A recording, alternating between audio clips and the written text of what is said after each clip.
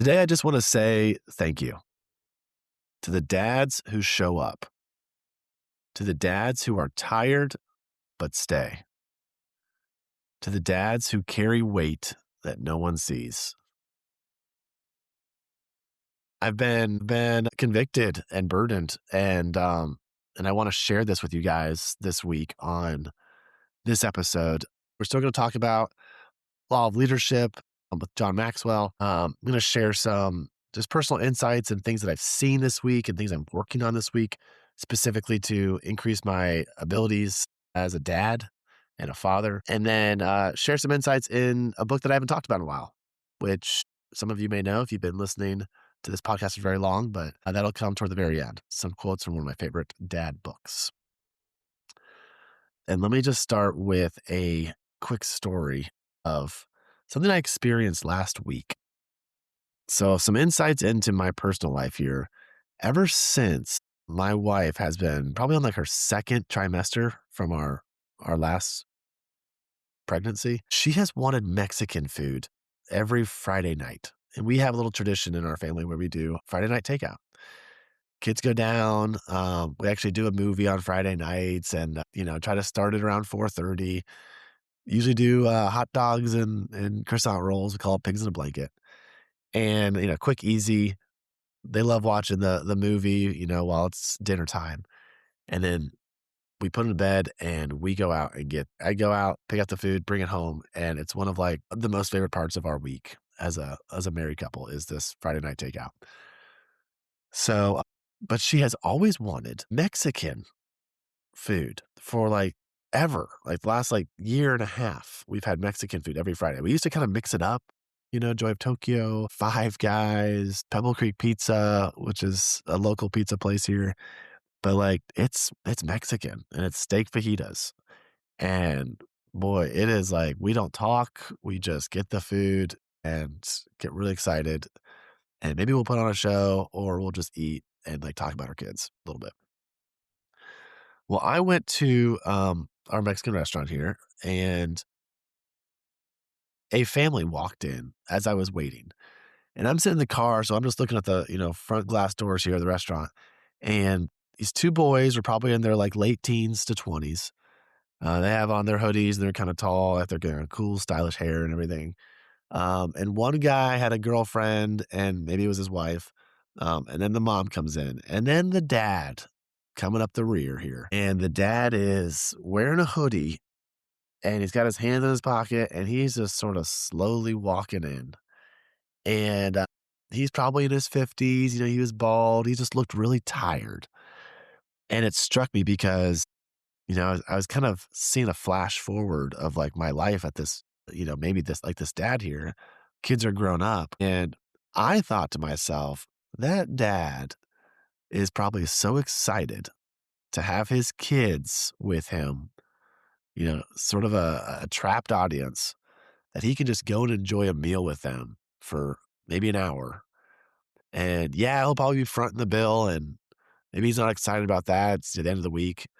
But I had this sort of sense of gratitude in thinking, this guy's doing it. He had a long week of work, but I could just sort of see it in his eyes that he was kind of like grateful to be taking his family to this restaurant at night.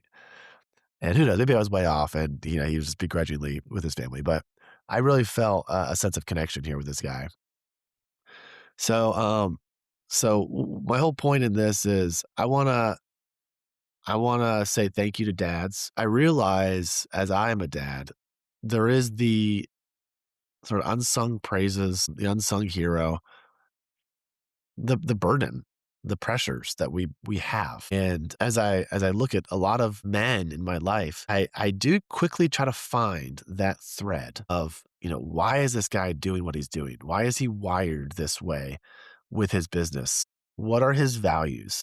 And I think we all secretly do this with each other when we meet each other. We kind of maybe do little hints or baits where it's like, hey, you made this big paycheck. Awesome. Now, you going to take your family somewhere, a little vacation, or that'll buy you some more time to be at home with your wife. And, kind of see where the values are, specifically in like the success or wins that you face financially. And I really try to connect as quickly as I can and encourage those who are in those trenches today of just raising their family, raising their kids, being a husband. So thank you to all those that are doing that. And if it's hard, keep going. If you're in a rough spell with your wife, keep going. Keep seeking restoration. It's not easy. And I'll tell you this, and maybe I don't say it enough on this show, but if you're doing this without Christ in your life, good luck. And when I say good luck, it's not going to be easy. We need to be led by God. And, I said this today, and it's the truth. We can only forgive others because we are forgiven. And having that mindset of, how we treat our wife and our kids and keep going in our businesses, let the Lord lead and take refuge in him. My businesses are kind of hard right now. I'm going through some sort of growth, trying to hire a guy. We have a young kid at home and everyone's sick this week.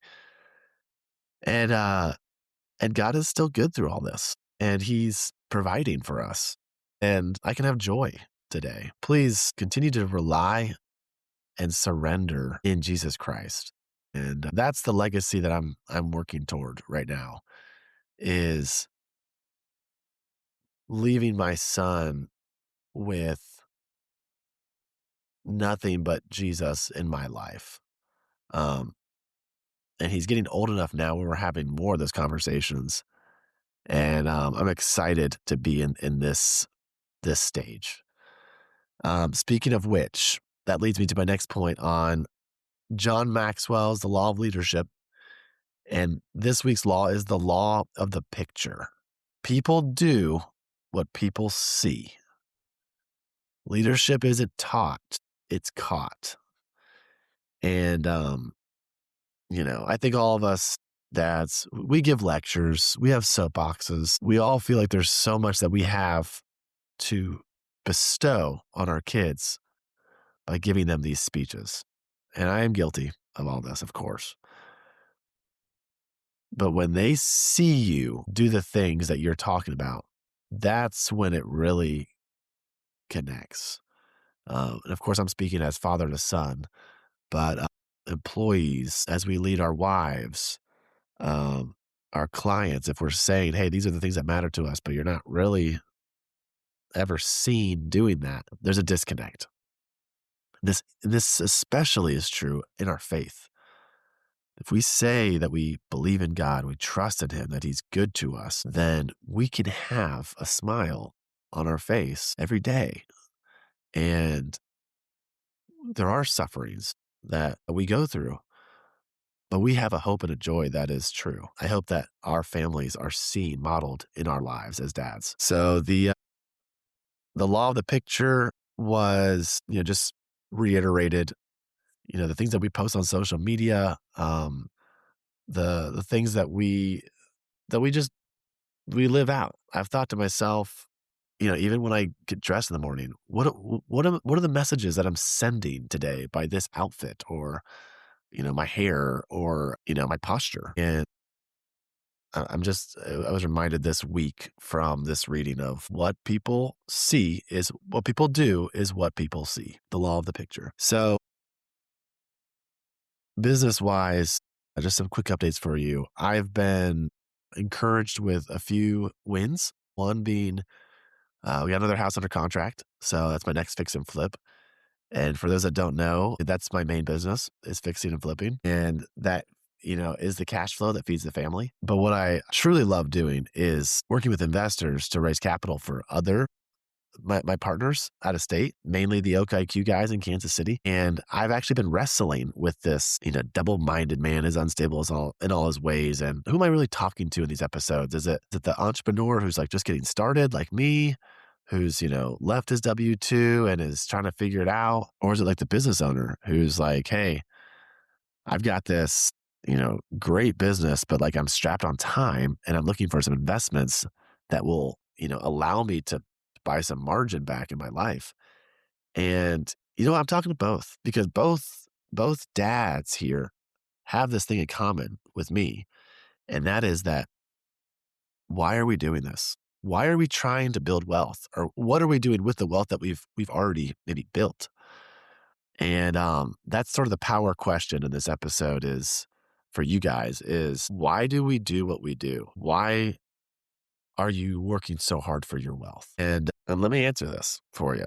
If your why doesn't make you emotional, it's not strong enough. And it's okay to be emotional, guys. I know it's weird for me to say, but as we get older, I saw one of my buddies post on LinkedIn, what's happening to me? I'm starting to cry in movies nowadays, and I forget what movie he mentioned, but this guy just had a girl, uh, just his first girl, and he's like, "Oh no, is this like a girl dad thing?" So emotions are powerful for us, and we make decisions based on our emotions, not on logic. So I would have you guys reflect a little bit here. What are the emotions that pull you to get something done? Are you a procrastinator or do you avoid something? Well, your why's not big enough. Someone said that to me the other day. So, where are you right now that you need your why to emotionally pull you to make this next step in your life? And God gives us grace and God leads us, but we got to show up and we got to keep going. Time's too short to to take a break on the sidelines. Um, Rally together with your brothers in Christ, with your other dads, with me, and keep pursuing, keep going.